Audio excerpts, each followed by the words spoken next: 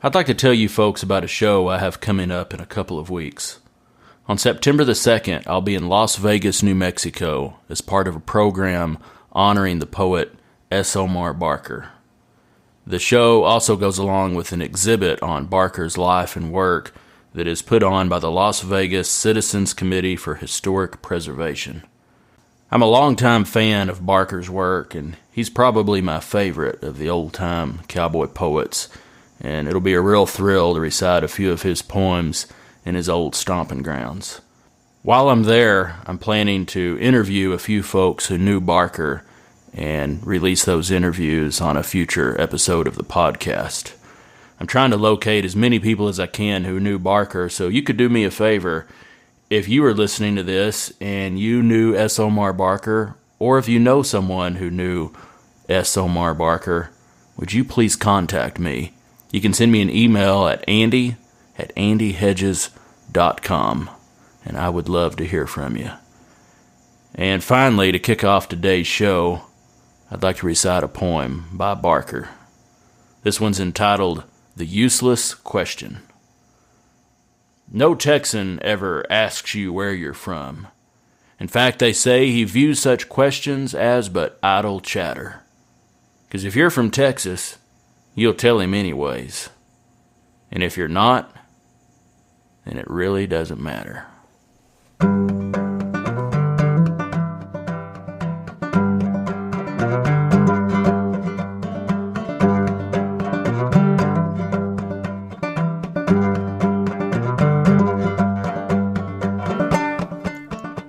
Howdy folks, this is Andy Hedges, and you're listening to Cowboy Crossroads. On each episode, I interview a different guest and ask them to share stories and discuss music, poetry, and culture from the working cowboy West and beyond. My guest today is Don Edwards. Don is a Grammy-nominated songster, guitarist, and musicologist. He is respected as one of the finest interpreters of cowboy and Western music, and also as one of the most knowledgeable. Rex Allen called him the best of the best, and Dirty Linen magazine said, the man's delivery is so authentic, it feels as if he invented the genre.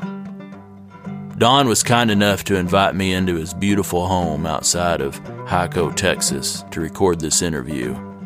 I could have spent days in Don's library and listening to him talk about the music he loves so much. Here's Don Edwards.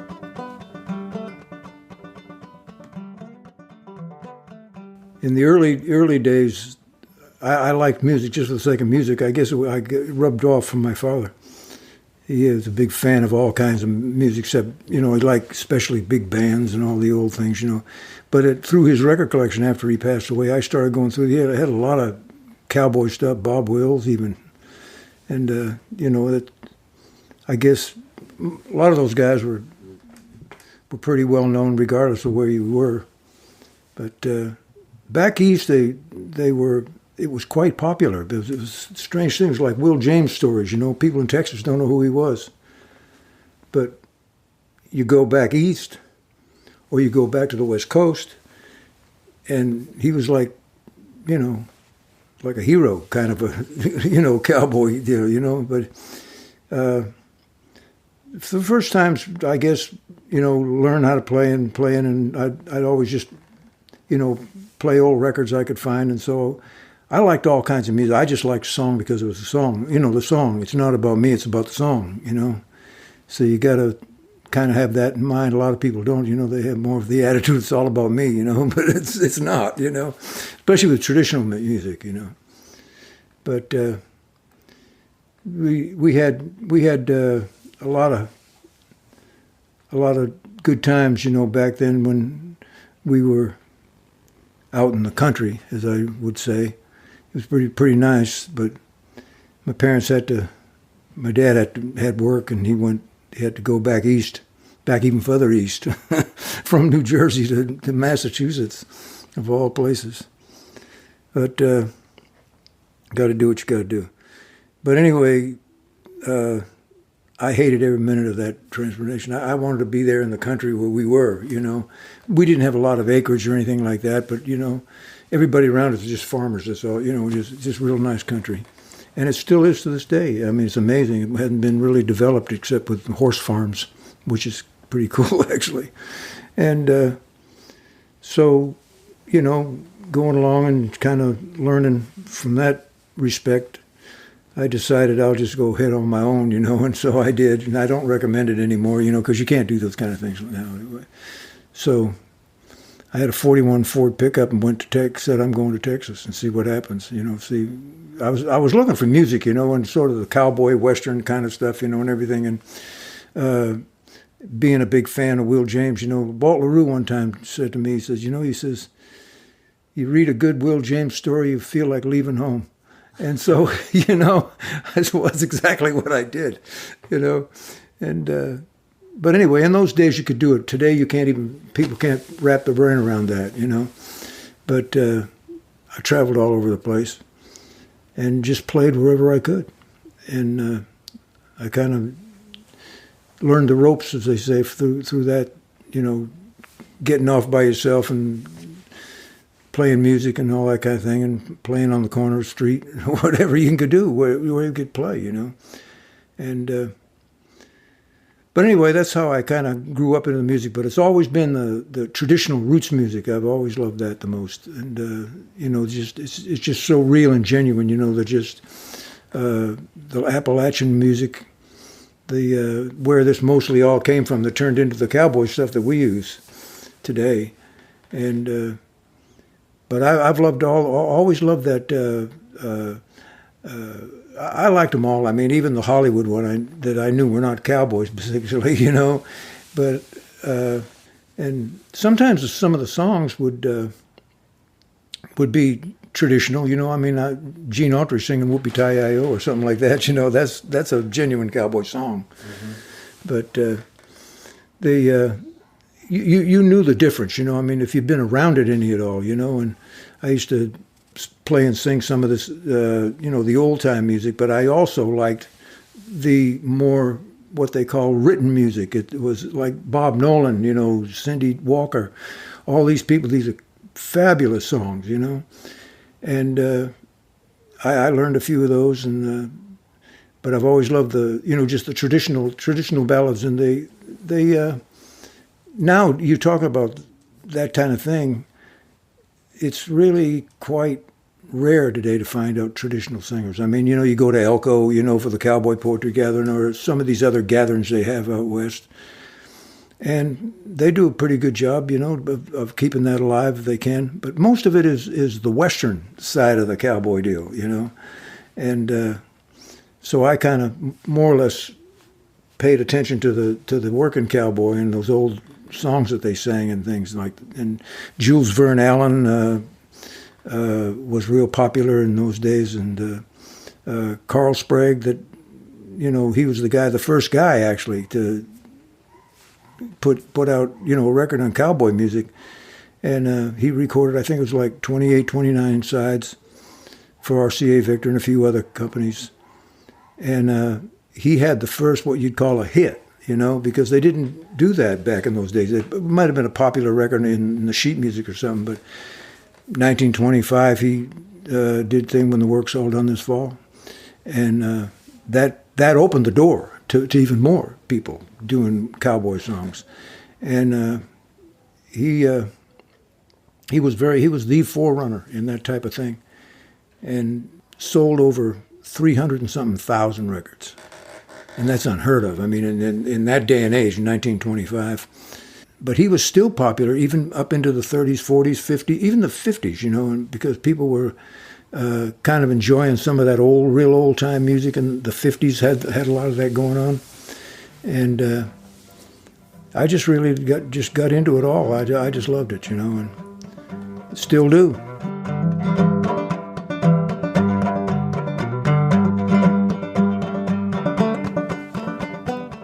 Don Edwards first arrived in Fort Worth, Texas in the fall of 1959. He soon landed a job playing cowboy songs and performing in gunfighter skits at a new theme park called Six Flags Over Texas.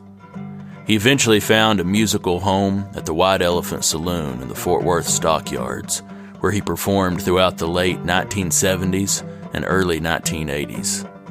I still meet people in Texas who say they remember seeing Don perform at the White Elephant Saloon. In the White Elephant Saloon in the Stockyards was a big turning point. It was even before the poetry gatherings or anything, and I was singing these cowboy songs in amongst country songs. And it was like the old blues guys, just get one guy and a guitar, I mean, that's what they did. I said, well, if they can do it, I can do it. So I did, and people dancing to the music. But I found out one of the most really, I wasn't searching for it. It just happened. The main owner of the White Elephant Saloon was Joe Dooley, who hired me for the first time, about 1974 maybe it was. And he said, he just got me aside one day and said, do you know a lot of those old cowboy songs? For a few of them you could, put salt, salt the little deals in there wherever you'd want to. I said, yeah, I know 1,000 of them. And he thought that was a pretty good idea. And so then he'd come along with an idea of, because people would stop dancing. I mean, this is how unbelievable it was. They'd stop dancing and they'd start listening to the story. And, you can't do it too long, because people are going to get a little restless, but at first, they're going, whoa, that's cool. What's that all about, And so he was noticing that, and he said, if you had enough material, could you do, we'd do a show like once a month or something upstairs, and call it the Campfire Songs, And I said, well, yeah, it'd be great to do that. And sure enough, we'd do it about once a month and just do the old cowboy stuff. And that's where the Saddle Songs albums came from, was that little transformation into that, so people would see it like a concert. And it kind of took me back a little, because I didn't expect it to be, that like that. Usually, you play in a bar, you kind of, work yourself into the saloon mode, so people, it's a good place to work on songs because they don't know if you're doing the same one over again or not, And so you do it 4 or 5 times, you start to get a feel comfortable, with it, and pretty soon you got a song. But those were great days there. And it was all because of that, really. And it was, that's genuine Texas folk music, is what it is. And so one thing kind of led to another. And one time, a guy come in one time and says, I know where you need to be. And I said, oh, really? I didn't know the guy mad at me. Just was in the bar. He comes walking over to where I was sitting on my stool, singing, and got a beer in his hand and hands me one of them. And he says, I know where you got to be. I said, where would that be? He said, Elko, Nevada. I said, what's in Elko, Nevada? So I really hadn't been much outside of Texas, to know even where it was. He says, they have a cowboy poetry gathering there, and cowboy music. And these are working cowboys, he was saying. He said, this is exactly what you'd want. I mean, and I said, well, he said, it's just got over with for this year. But he said, but just a tip, you need to go there. And so I did, and one thing led to another, and, Waddy Mitchell, he very material in getting me in there, because they were kind of convinced that no professional singer-songwriter, is singing cowboy music, and that you weren't a working cowboy. And I said, well, no, because music was the thing I do, the best. I mean, I've been out in some ranches and things with some of the cowboys occasionally, and just to get a feel for what they're doing.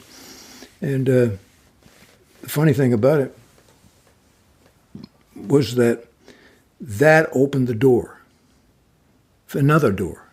If you let things go along a little bit at a time, you get discouraged, and just about the time you say, the heck with this, something comes along, like that guy came out of the blue, and you kind of, got to follow it as it goes. You can't direct it. You got to say, well, I'll get on this deal and see where that takes me. They all just, if you look back on it, you can see all these different things that came about, and it was really, really. I was just honored to be proud to be a part of it, because I was just a little, one little artist right here, and there's all this stuff that all these young people that were starting to come in and play music, play Western music. They knew all about the Sons of the Pioneers. They knew all about Gene Autry. And it's not that people say, well, that was old. Nobody wants to hear that, but they do, because it's the only place you're ever going to hear it. Most likely. And so it was all this little chain of events that I've been so blessed to be a part of, almost every one of them. And it's more than I deserved,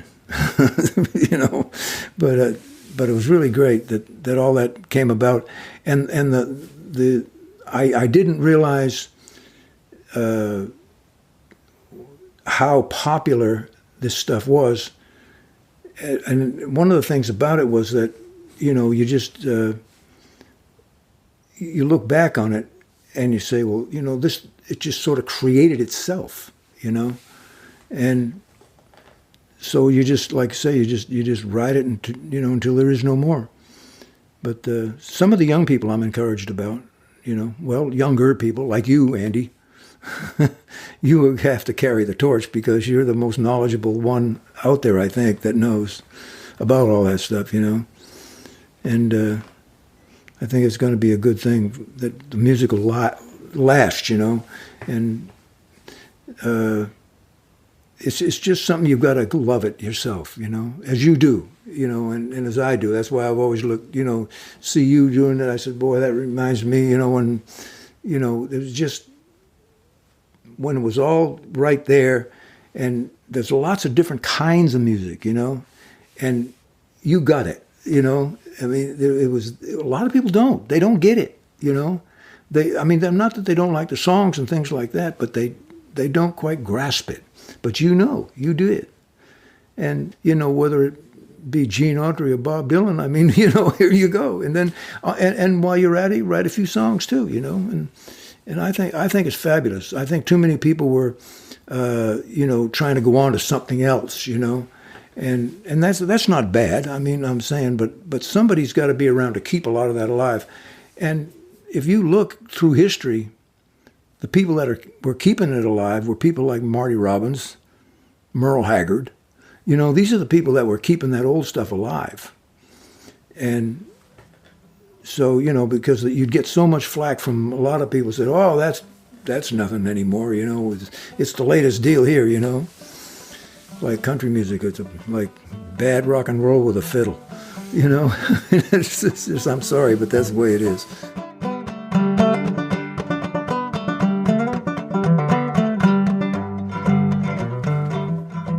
In 1908, the very first book of cowboy songs, and arguably the first book of truly American folk songs, was published. The book was titled Songs of the Cowboys, and it was a book of songs collected by Jack Thorpe. Not only was Jack Thorpe the first to collect cowboy songs, but he was a cowboy, songwriter, and musician himself. Nobody has done more than Don Edwards to shine a light on Jack Thorpe.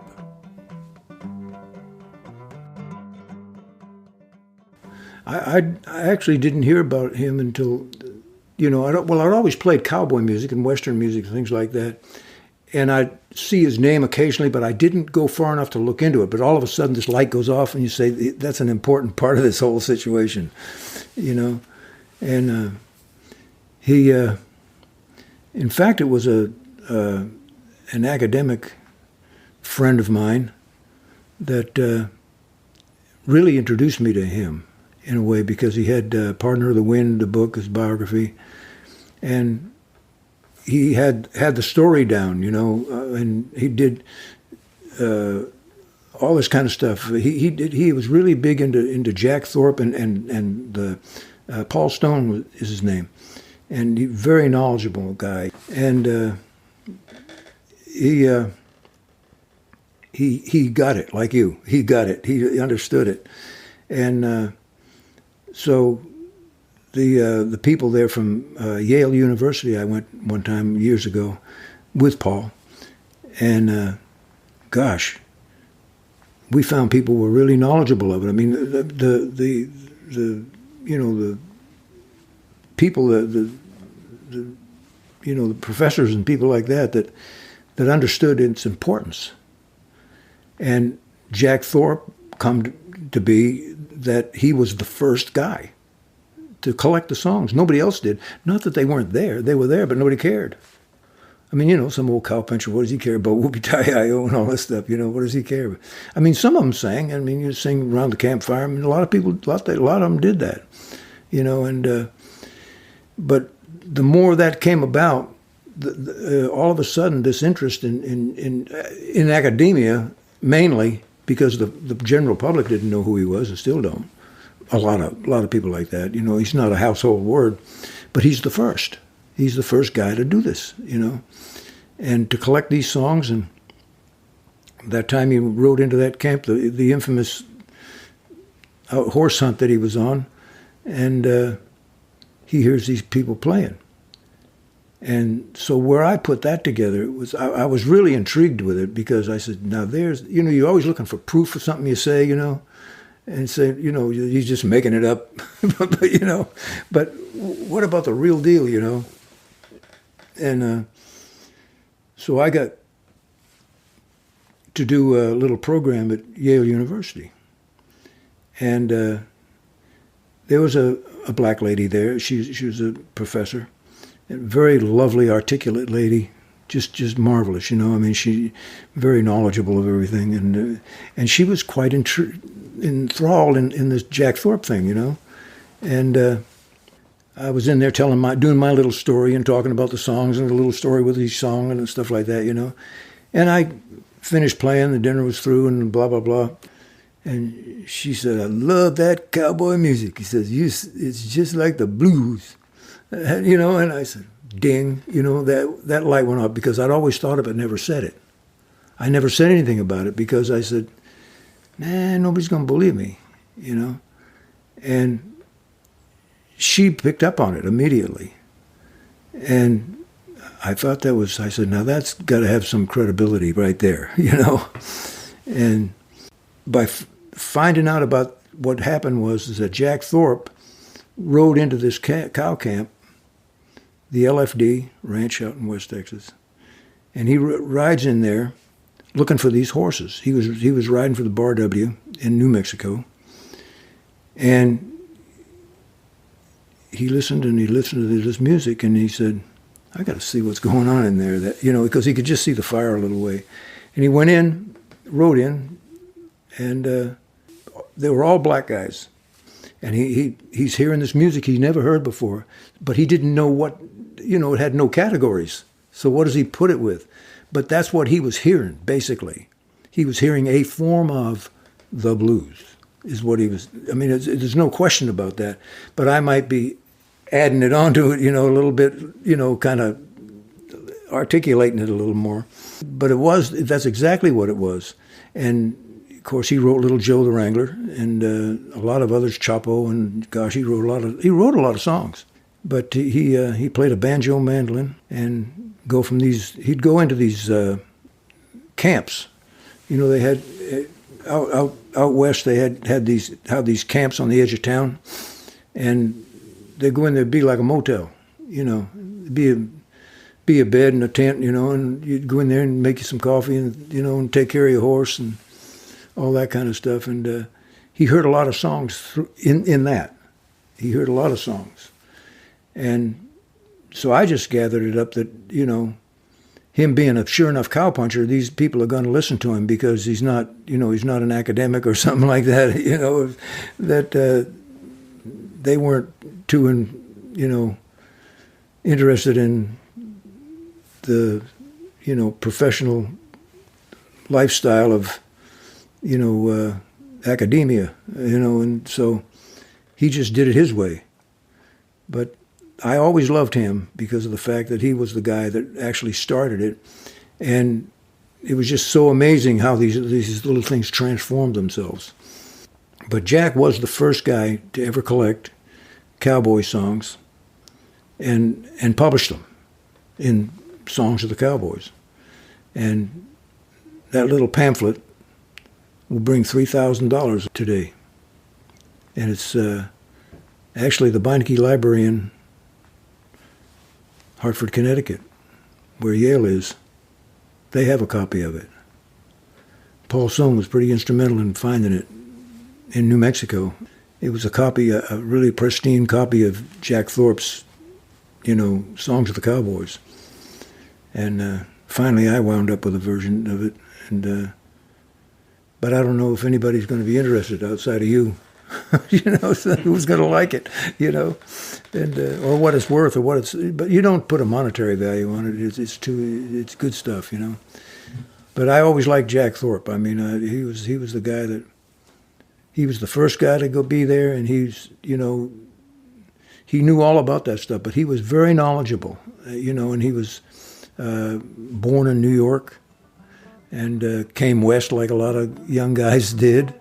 In those days, I felt a kinship to him.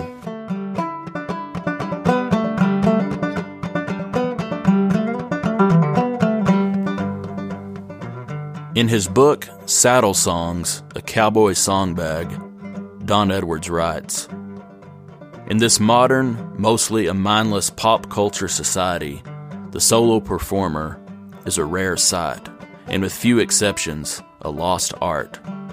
Those of us who are throwbacks to the ancient minstrel and troubadour tradition are a vanishing breed, an endangered species." Don goes on to quote Tom Horn, who once said, "I work alone, and I'm damn good at it." I asked Don to talk about the old-time songster tradition.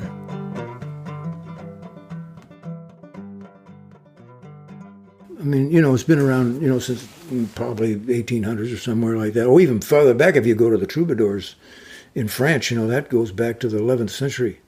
I mean, that's how far back that goes. But in the cowboy deal, like you're talking about, the old songs, a lot of them, those guys were like the troubadours, like the songsters, and that's what they were called because they prided themselves in their repertoire. Not with the songs they wrote. They were not a singer-songwriter as such, even though they write some as well. But to put a tag on it, just like we've done is the songsters, and that's exactly what we do, and that's exactly what they did. And they went from town to town and played music, and they played by themselves. There's great examples of this in a lot of books. You go through a lot of these old books, you find a lot of stuff that pertain to that. Anyway, in O. Henry's book, The Last of the Troubadours, if you look in there, there's a perfect example laid out in front of you that he wrote, and that's exactly what a songster was. And they used to make fun of him, the Cowboys did, because they thought there was some guitar playing guy traveling around, and he wasn't no cowboy, but he was. That was kind of the way it was. These guys early on were the ones that brought the music forward. I mean, they'd listen to this stuff and they'd make up songs. Like I said, they'd make up songs. And they were much like they were much like their kinship of the black songsters. They called themselves songsters, because of there wasn't any genre of music called the blues. I mean, that's what it was. If you listened to it, if you could, it was before recorded music, you could listen to that, and you would say, "Oh, yeah, that's blues music," like country blues, and what it was, Later on, probably by the early part of the 20th century, that's when you heard the term the blues as a genre of music, because other than that, it was just songs. That's all they cared about. But it's quite fascinating to me, and like I was saying, if you get into the stories of it, it really brings them alive, because when you start doing them, you have somebody you can kind of relate to, because this is what they did, and and now I'm doing this, or you're doing this, and it's It's really neat the way it just transpired. And when it got into the times of you know, calling it the blues or anything like that, but those guys were all songsters. You know, that's what they called themselves. They didn't say I'm a blues man, because that kind of narrows your window down. You know, and so you know, that's a altogether little different thing to it. You know, I mean, because there's the blues guy, the blues man, you know, or whatever, and well, another songster would be Leadbelly. You know, he never so much said he was a blues man, you know what I mean? But some of those, you know, the blues guys themselves, they were great. It wasn't anything against, you know, they're musicians. They were great musicians, great players, and most of them were solo, especially the country blues. And that's what I really liked about it all, because I mean, it was kind of, you know, I really related to that acoustic stuff, you know, that they played, and all the good music that came out of one guy and one guitar, you know. If you'd ever listened to the old 78 records, an interesting item. There was guys like Robert Johnson, you know, big time, you know, blues guy, but a lot of his stuff was a very unique way of playing, you know, and it's hard to copy, you know. I mean, it's a lot of people can. Eric Clapton can do it, but I can't. So, you know, I've tried many times, and I said, I'll just go back to the whole hub, you know, get on with what I was doing, you know. But a funny situation was these two British guys came over, and, you know, it's the people in Great Britain and Europe and places like that get it. You know, I mean, they really do. You know, you come here and they look at you like the RCA dog, you know, and it's a whole different world, you know. It's just a whole different deal. But anyway, these two British guys had come over to do a documentary on Robert Johnson. And they came in and they interviewed, he has since passed on as Johnny Shines. He was a great blues man, Johnny Shines was. And they were talking to him, and he was the greatest piece of information ever, because he was the last one to be around him, to be with him. With Robert Johnson? Yeah, was Johnny Shines. Then they used to hit the road and grab a train to Memphis, and he would explain the whole thing. He says, I'd get on one street corner, and Robert would get on another street corner, you know, and we'd just open up the case, and he said, well, what would you play? You know, that's what is the greatest thing. I mean, I wish we had more of these people that just can get things out of people, you know, get it out there. Tell me about it, man. I want to know, you know.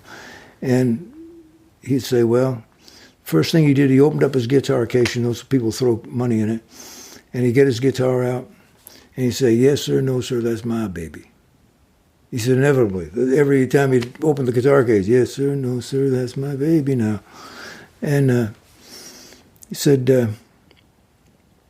well, who did you, you know, did anybody like your of the music that what did they like? You know, what would, you know, what was some of the songs you liked?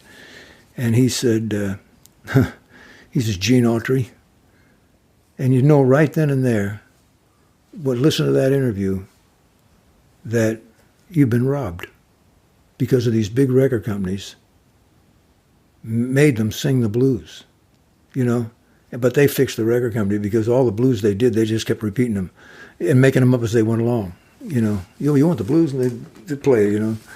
But to hear them say that, he says, yeah, Gene Autry. He said, take me back to my boots and saddles. But if you look back now, you say, now there's Robert Johnson saying he liked Gene Autry. Well, if you get in that time period, Gene Autry was a huge star. So there's no way that Robert Johnson couldn't have heard him. He'd had to have, somewhere. And so, but he liked it. You know, he wasn't just, you know, well, I mean, he didn't get like that. He loved it, you know. And it's just that little connection we could have had as a piece of history of this music, because he had it right there and he gave it to you. but these record companies know, says, no, you got to play the blues, you're black. I mean, what an awful slam in the mouth that is, that's terrible, to think upon people like that. Because they were really good at it. I mean, I can just visualize, what it would sound like, And Johnny Shines would make examples of it, and it was really cool the way they did that. I thought that was really good.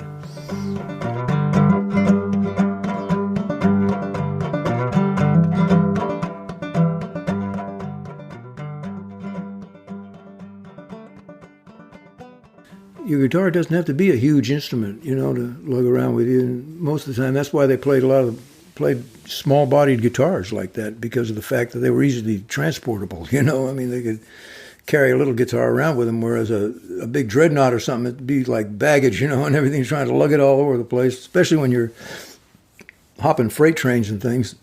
It's a little difficult. Well, look, Woody Guthrie. I mean, look at him. Same idea, But those guys were a thing of themselves. They were just. You go to some of these places where they go and where they've got a guitar player, and those guys had a way of playing that they could play the chords and they could play the single notes, and that way they'd make it a little more make it a little more, something to it, rather than just somebody playing, strumming the guitar, just they'd pick them. And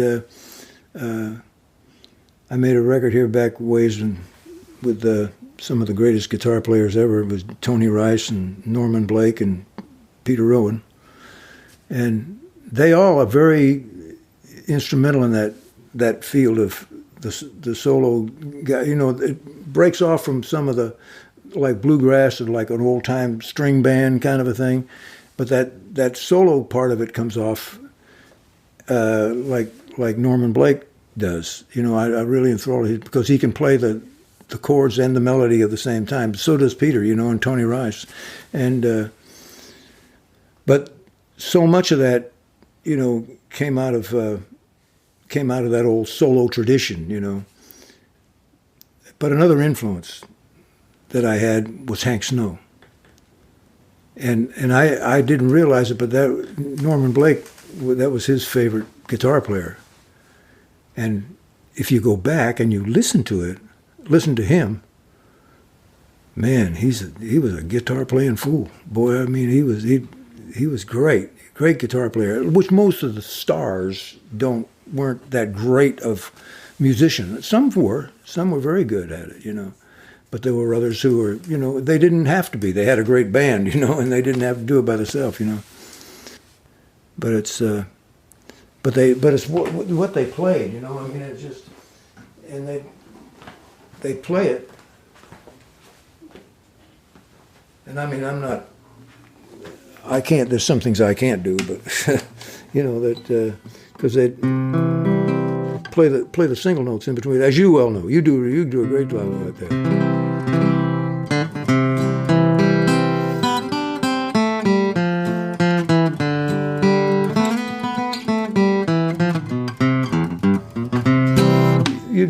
You just add the notes to it, as you know. I mean, you know. I'm not telling you anything you don't know, and you add and put the notes to it. And a lot of people have come to me and asked me, how you do that, and I said, well, you just play the notes and just play the rhythm behind it, Maybelle Carter, I mean, listen to them. I mean, how polished they were. I mean, they were great, and.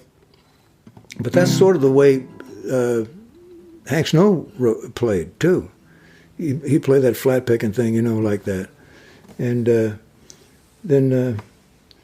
But most of those old time guys, you found that's what they did, a form of that. A lot of the really old ones, like Carl Sprague and some of those guys, they weren't really great players. I mean, they accompanied themselves, but they really weren't what would be considered, a great musician. In that sense of a term,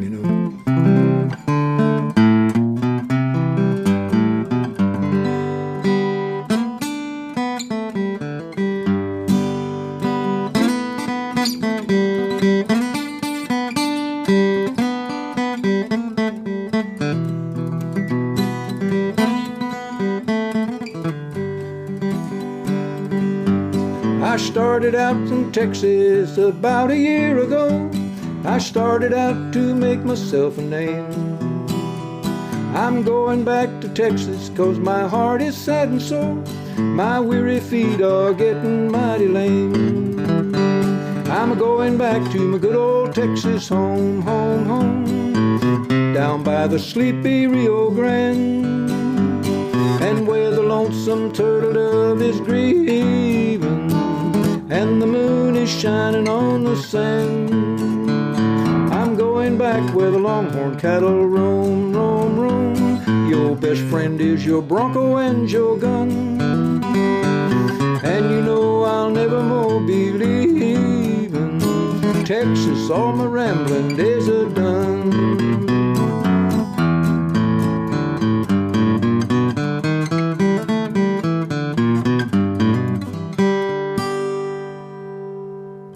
Something like that. That's great. I love it. Well, Don, thank you for taking the time. You bet, Thanks man. for inviting me into your home and letting me do this. You bet, Andy. Anytime, man.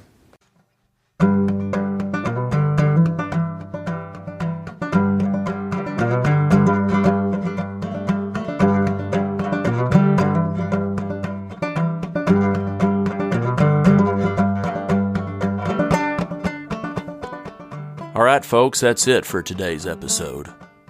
I'd like to thank Don Edwards for taking the time to visit with me. You can find out more about Don at donedwardsmusic.com. You can find out more about me and this show at andyhedges.com. If you're enjoying this show and would like to help me keep it going, you can make a donation on my website. Or you could go to the iTunes store and leave me a 5-star rating and write a review of the show.